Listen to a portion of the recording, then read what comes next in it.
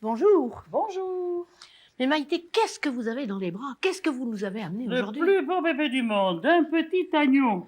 Maïté, il faut bien dire que on en mange, hélas, depuis toujours, Eh depuis oui. très longtemps. Voilà, il y a l'agneau pascal, il y a l'agneau. C'est la saison maintenant des agneaux. Là, Eh oui. l'hiver, on mange de l'agneau, voilà.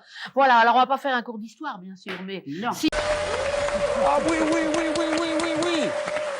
Bonjour les gourmands, on se retrouve aujourd'hui pour une nouvelle vidéo culinaire historique et on va remonter le temps, on va remonter loin, très loin. Une époque que même Michel Drucker n'a pas connue. Il sait même pas qui est Michel Drucker. Aujourd'hui, dans un petit goût d'histoire, on va s'intéresser au Nouvel An babylonien en découvrant le festival qui prenait place tous les ans, l'Akitu. Et on va aussi découvrir le plat traditionnel de ce festival qui était le touhou, un plat à base d'agneau et de betterave. Grâce à une tablette d'argile datant de 1740 ans avant Jésus-Christ, alors préparez vos bigoudis à barbe, on va aller visiter les hipsters de l'âge du bronze.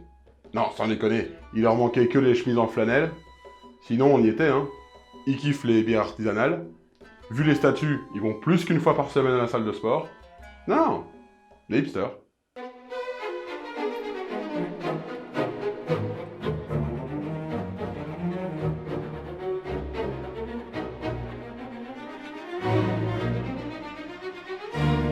Mais avant de s'intéresser à Babylone et à l'Atikou, on va aller en cuisine et d'abord regarder un peu notre recette. Pour effectuer la recette du touhou, vous aurez besoin de 450 g de gigot d'agneau, préalablement découpé, 660 ml de bière lambic. C'est une bière belge qui se rapproche du goût d'une bière mésopotamienne. Attention, c'est assez aigre, tout le monde ne peut pas aimer. Un gros poireau haché, un gros oignon haché, 4 betteraves coupées grossièrement, 2 échalotes, 3 gousses d'ail, 250 g de roquette, également hachées, 125 g de coriandre haché, 2 cuillères à café de graines de cumin et 1 cuillère à soupe de graines de coriandre séchées. On commence par ajouter la matière grasse. On ajoute les oignons, les échalotes, l'ail, puis enfin la viande.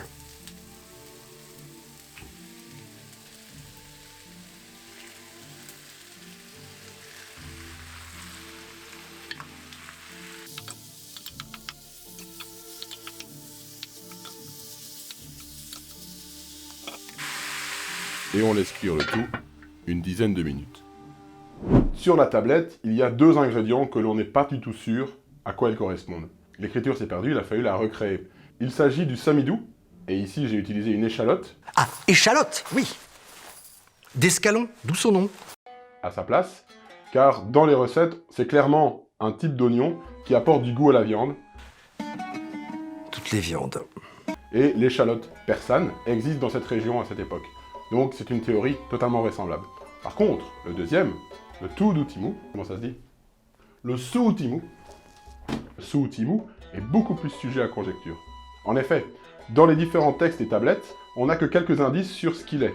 On sait que c'est une racine, qu'il est fréquemment utilisé de manière crue ou très peu cuite, comme ornementation. Certains archéologues parlent de navets ou de carottes. Je ne sais pas si vous avez déjà mangé un navet cru, mais ça ne relève rien du tout. D'autres archéologues, eux, pensent que ce serait plutôt un type de poireau, toujours de la famille des oignons, mais plus éloigné. Et ça fait sens, car il y a dans cette région aussi un type de poireau qu'on appelle le poireau égyptien. J'ai choisi la théorie de dire que ce sont des poireaux. Une fois la viande saisie, et qu'elle a bien rendu assez de jus, on ajoute les betteraves. Ensuite, la moitié des poireaux, puis les roquettes hachées. On mélange bien. Et, au besoin, une pincée de sel. Ensuite, des graines de cumin. Alors, est-ce que le touhou est un plat cher? Oui, il contient de la viande. Et c'est une règle universelle, si le plat contient de la viande, il coûte plus cher qu'une soupe de lentilles. Mais à quel point? On sait grâce à certaines tablettes qu'un agneau pouvait se vendre 1 shekel d'argent, la monnaie locale. Ça ne nous aide pas vraiment. Mais, avec 1 shekel d'argent, on peut aussi acheter une centaine de miches de pain. Une miche de pain, c'est la quantité de pain généralement qu'un ouvrier va manger sur une journée. Et donc on est quand même face à un type de nourriture qui est assez cher, pas inatteignable, mais assez cher. Et on peut raisonnablement penser que c'était donc un plat qui se consommait pour des fêtes, et pas forcément le vendredi chez soi, tranquillement. Maintenant, on va ajouter la bière. Mais prends-les pas comme ça fait de la mousse! Puis ajouter un verre d'eau. Babylone, c'est le paradis de la bière. On a déjà découvert plus d'une vingtaine de bières différentes. Mais ce n'est pas de la bière. On est sur de la cervoise, comme les Gaulois. Ah, rien à voir avec de l'alcool. Là, on parle de terroir, de tradition. Car il n'y a pas doublon dans la région. Et on est plus sûr du pain liquide. En effet, pour faire cette bière, ils faisaient des petites galettes de blé rouge ou d'orge, préalablement germées et partiellement cuites au four. Ensuite, ils les entassaient dans des jarres et ils mettaient de l'eau à niveau. Ils laissaient macérer naturellement pour que les levures naturelles se mettent, et après, ils filtraient et aromatisaient avec du miel ou des dattes. Et si on avait mis des choux de Bruxelles dedans, ça n'aurait pas eu le même goût. Quoi? Ouais. Pas la même couleur. Hein? Refaire à l'identique une bière babylonienne, c'est impossible. Pourquoi? Parce que comme je l'ai dit, ils utilisent des levures naturelles. Les facteurs sont beaucoup trop multiples et ingérables pour pouvoir recréer une bière à l'identique. Il faudrait exactement les mêmes germes de blé, exactement le même type de jarre, exactement la même eau, exactement les mêmes conditions climatiques, ce qui n'est pas possible, car à l'heure actuelle, même si on va sur place, le climat a changé. Alors généralement, ce qu'on va faire, c'est qu'on va utiliser une bière qui va se rapprocher du goût tel qu'il est décrit. Il y a eu des recherches archéologiques, des gens ont essayé de recréer des bières, un peu, et on remarque que cette bière, avec ce type d'orge et de levure, va vers un goût assez acide, mais pas amer, et une certaine douceur. Je sais que, normalement, il n'y a pas doublon, mais personnellement, j'ai plutôt tendance à voir une gueuse lambic, qui est une bière belge de la vallée de la Seine. Merci la gueuse. Tu es un laidron, mais tu es bien bonne. Une fois que le plat est là, vous le laissez mijoter à feu doux pendant une bonne heure. Ensuite, suivant vos goûts, si vous voulez que les betteraves et la viande soient plus ou moins tendres, ou totalement diluées dans le liquide pour que ça devienne un énorme bouillon, vous le laissez encore 20 minutes, une demi-heure. Et donc, pour un temps de cuisson total de 1 heure, 1 heure et demie. La première mention de Babylone date du 24e siècle avant Jésus-Christ. Située sur un confluent de l'Euphrate, sur l'actuel Irak, elle est alors une cité de l'empire akkad, fondée par Sargon, l'Akkadien, le premier empire de l'histoire de l'humanité. Babylone n'est pas la capitale au sein de cet empire. Elle n'est qu'une cité parmi d'autres, et même une cité relativement mineure. Il va falloir attendre 1894 avant notre ère pour qu'un peuple nomade, les Amorites, s'y installe et fonde une dynastie, qu'on appelle la dynastie Amorite. Et c'est leur 6e roi, Hammurabi Ier, qui va donner la première impulsion expansionniste de la cité. Babylone veut dire en sumérien « la porte des dieux », ce qui nous indique directement l'importance que la religion aura dans cette civilisation. En effet, au pays de Sumer, dans l'ancienne Mésopotamie donc, chaque cité est protégée par un dieu. C'est ce qu'on appelle des dieux polyades. Et j'ai jamais foutu les pieds dans une salle de classe, attention. Protecteurs de cité. Dans notre cas, Babylone est protégée par Marduk, une divinité agraire dont le symbole est une bêche. D'abord mineure au sein du Panthéon, elle va au fur et à mesure que la ville elle-même va prendre de l'importance dans la région, il va devenir le dieu suprême du Panthéon babylonien. En fait, l'Akitu n'est pas propre à Babylone. On a des sources de ce festival de la nouvelle année bien avant la fondation de la ville. Mais, encore une fois, Babylone va prendre une telle importance et son dieu tutélaire va devenir tellement hégémonique au sein du panthéon de toute la région que le festival tel que pratiqué à Babylone va devenir une référence pour toute la civilisation babylonienne.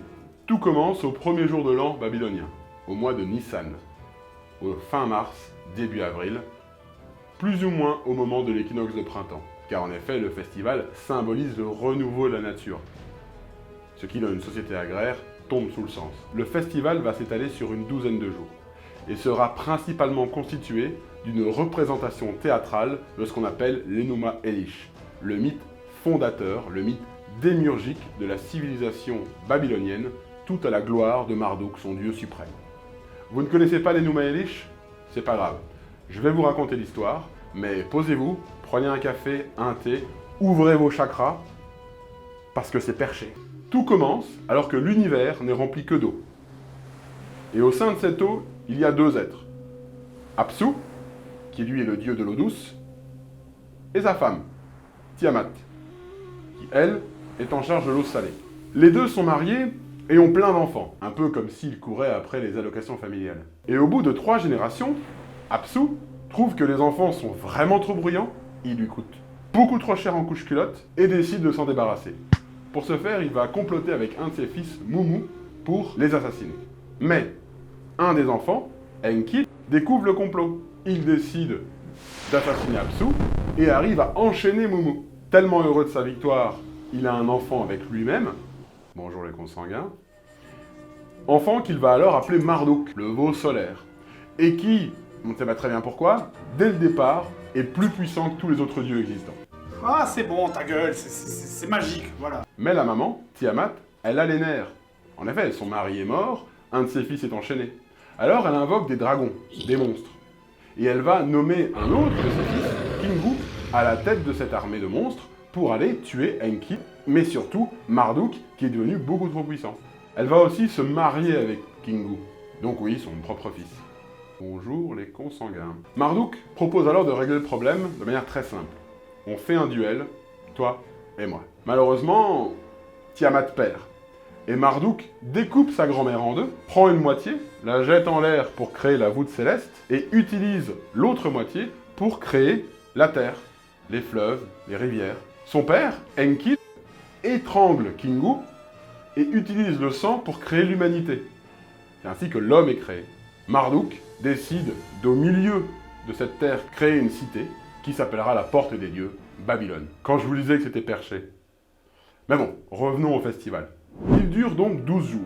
Les 5 premiers jours seront des cérémonies préparatoires. On va ouvrir de manière cérémonielle les Agiles, le temple principal de la ville de Babylone, celui qui est situé juste à côté de la grande ziggourate, Etemananki. Vous la connaissez, c'est une tour de plus ou moins 7 étages qui est en fait l'origine de la tour de Babel. Le deuxième jour, le grand prêtre va se laver dans l'Euphrate pour se laver de ses péchés et se préparer à pouvoir laver des péchés de la ville. Profusion de douceur, de senteur.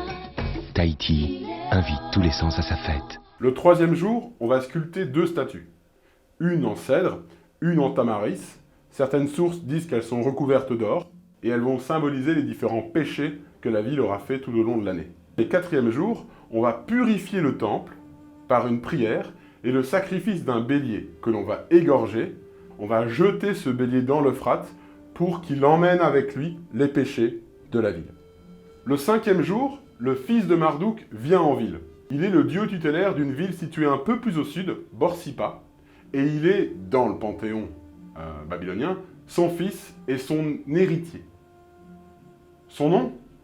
Nabu. Non, je ferai pas de blague là-dessus. Enfin, peut-être un peu. Bah bref, quand je dis que Nabu vient en ville, en fait, Borsippa envoie leur statue sacrée, qui, selon les Babyloniens, représente le dieu.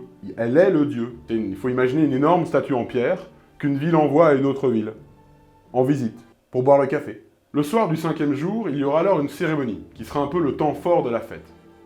Le roi va descendre dans le temple et va donner au grand prêtre tous ses apparats de roi, sa couronne, son sceptre et tous les bijoux qu'il possède. Le grand prêtre va alors l'attraper par l'oreille, le tirer pour le mettre à genoux et lui foutre une claque virile. Alors, viril, c'est important. Pourquoi ? Parce qu'on considère que la cérémonie est réussie si le roi lâche une petite larme bien après la claque. Donc en fait, il y a 2 écoles.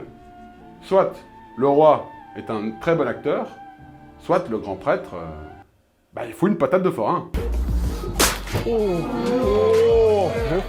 Une fois la larme coulée, le grand prêtre rend alors le sceptre, la couronne et tous les attributs royaux, et alors le roi est de nouveau roi pour 1 an.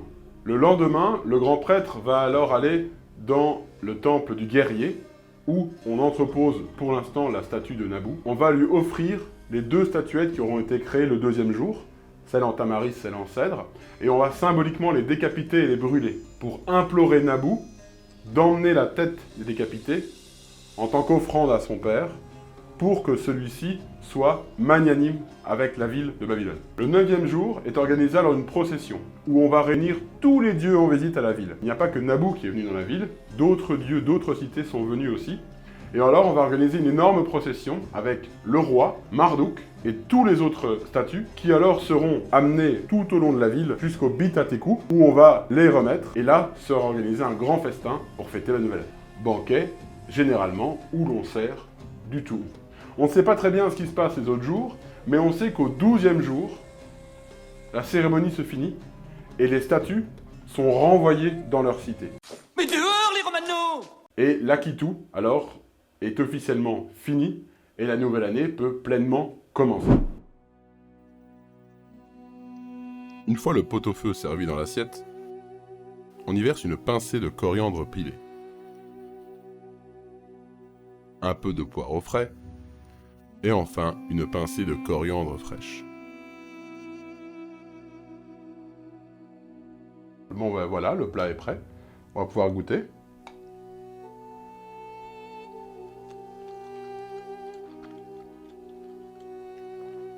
C'est vraiment bon.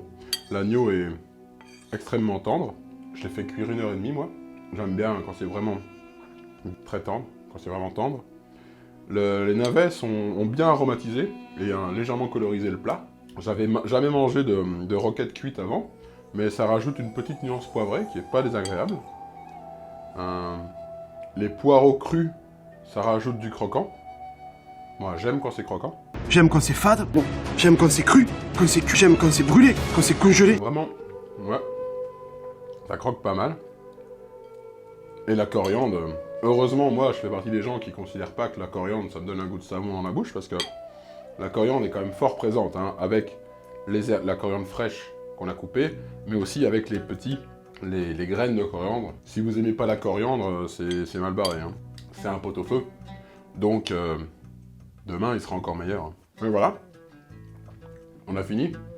C'était pour la deuxième vidéo. Si ça vous a plu, abonnez-vous, mettez la cloche, le petit pouce bleu, ça fait toujours plaisir.